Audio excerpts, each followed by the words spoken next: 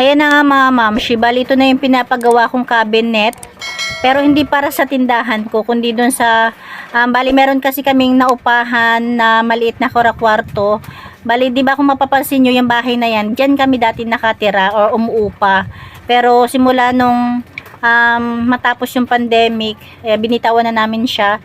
Kasi meron na bakante dito sa may malapit sa or sa tapat ng tindahan ko na mura lang. Maliit nga lang pero mura lang. Kaya ayan. Bali mahigit na kaming 1 taong wala dyan. Kami pa nga yung nagpapintura dyan. Pero tingnan nyo naman tsura, ang dumi-dumi na. Bali bakante yan ngayon. Ayan, bali nagpagawa ako ng hanging cabinet. Kasi nga binabaha dito sa amin. Kaya hanging cabinet. Tapos syempre sinukat lang yung cabinet na yan. Dahil maliit lang talaga yung naupahan namin kwarto. Kasi itong tindahan namin isinuupahan din namin.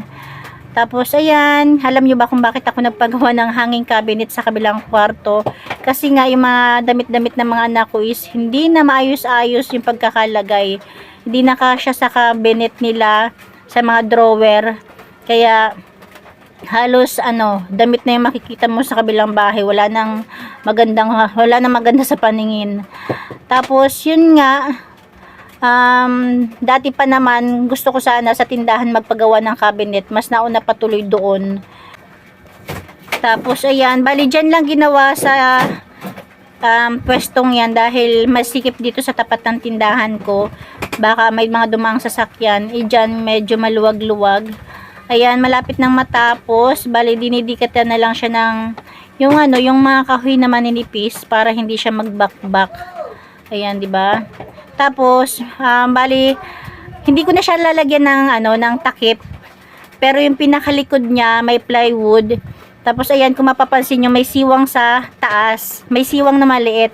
Kung bibilhan ko pa siya ng plywood para lang dyan, is sayang naman. Kaya sabi ko sa pamangkin ko, tsaka sa bayaw ko, okay na yan, wag na mag-inarte. Bali, lilagay na lang siya sa itaas.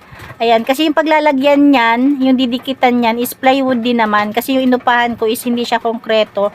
Mga plywood lang siya paikot. Kaya yung didikitan niyan is plywood din naman. Kasi sayang naman kung bibili pa ako ng isang plywood para lang dyan. Dahil yung plywood na manipis is nasa kulang-kulang 500 din. Diba? Bali yung binili ko palang plywood dyan is 3/4, dalawang 3/4. Tapos isang manipis para sa likod. Sabi ko sa mga anak ko is kailangan is makita ko ng maayos yung mga damit nila, hindi na magulo. Kaya nasa kanila na yan kung magulo pa talaga, kasi kapag masipag ka magtupi, magiging maayos. Pero pag mga tatamad-tamad magtupi, ayan, baka mangyari niyan is expectation versus reality. Ayan na nga, o diba? Ayan na, malapit nang matapos. Nilalagyan na lang ng mga maninipis na kahoy. Ayan na siya, no, diba? Bale, sinukat lang talaga doon sa kabila kasi maliit nga lang yun. Hindi siya pwedeng lakihan. Pero yung sukat niyan, yung haba niyan is kasing haba ng isang buong plywood. Ayan, hindi ko na pinaputulan kasi sabi ko sayang naman. Kasi nung gabi or kagabi, nagbalak akong bumili ng mga drawer, yung 6 layer. Kaya lang, 'di ba, ang halaga nun is kulang-kulang 3,000, 2,000 mahigit. Tapos 6 layer lang siya, kunti lang yung mailalagay.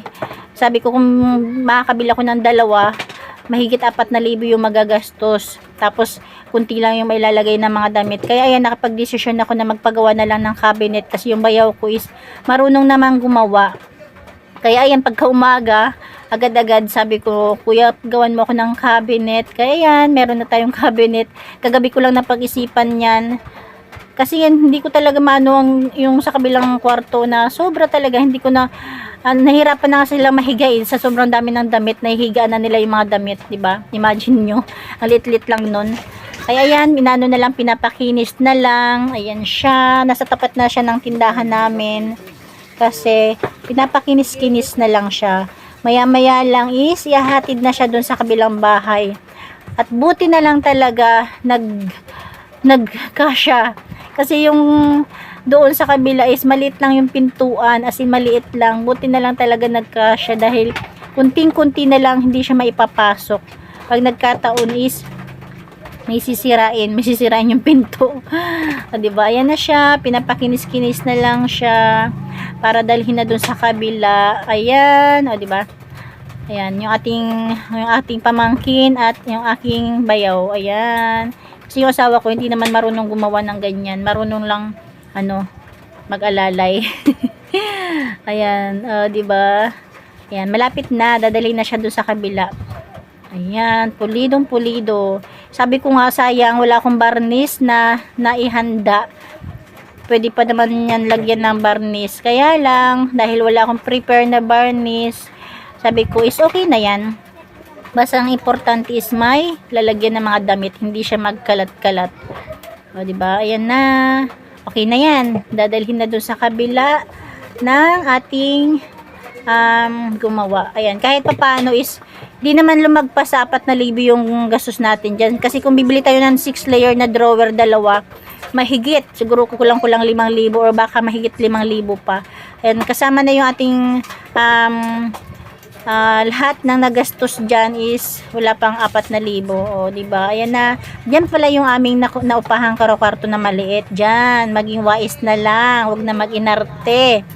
Ayan. O, diba? Diyan ko siya ilalagay. Yan yung aming kesame. Tapos hanggang ibaba. Ayan. Nakahanging siya dyan. Ayan. Tingnan natin. Magkakasya ba yung ating cabinet? Tcharan! Ayan. Pagpasensya nyo na medyo magulo dahil nagliligpit yung anak ko dyan. Inalis muna yung mga kalat-kalat. Ayan. Kaya kung mapapansin nyo, diba? Siguro, relate naman kayo dyan. Kung kailan naglilinis, minsan parang ang gulo-gulo. Ayan, o, diba? Yung mga karton, mga papel-papel, mga module na mga nakunan dyan. Ayan, diba? Muntik nang hindi magkasya. Ayan, naipasok na nga nila. Ayan, diba? Nakahanging siya. Ayan, oh, ha. Ayan, yun yung walang plywood, 'di ba? Plywood din naman yung dinikitan. Tapos sa ilalim niyan, 'di ba? Bakante pa yung ilalim niyan. Pwede pa siyang malagyan ng mga pwedeng mailagay. Ayan. Ayan na. Kunting linis-linis na lang is pwede nang lagyan ng mga damit. Next time, kapag nagkaroon ng budget, yung sa tindahan ko naman, kasi yun talaga yung unang-una kong gustong gawa ng cabinet or patungan, mas nauna po tuloy dito dahil kailangan na talaga. Ayan, bali, yan yung palabas ng ating palabas ng ating inuupahan. Ayan, dami nilang halaman. Ayan, yung ating, bali, dumating pala yung ating enjoy. Kala ko bukas pa dumating na. Ang binayaran natin is worth 2,453 plus 10 pesos sa gate. Ayan, shout out kay Kuya Enjoy. Ayan, o, diba? O, diba? O, syempre, may pinirmahan tayo dyan. Huwag kalimutan yung ating permang pang-artistahin. Ayan, okay na. Ayan, bali ito yung ating resibo, 2,453 plus 10 pesos. So, diba yung ating mga nabili? Tcharan! Ayan. Ayan na nga. Isang box ng Enjoy, tsaka 20 pieces na flavor para sa ating coffee blender machine. Ayan. Ayan, nilalagyan na nila ng breeze. Kasi hanging cabinet nga siya, diba? Ang lawak pa ng space niya. Ang laki talaga ng cabinet ko. Tingnan nyo, imagine niyo naman, yung isang isang tawag dito, isang box. O, diba? Kasya nga dyan yung isang tao pag nahiga. Ayan, pinatong lang siya. Ayan, okay na. Yun lang guys. Thank you for watching.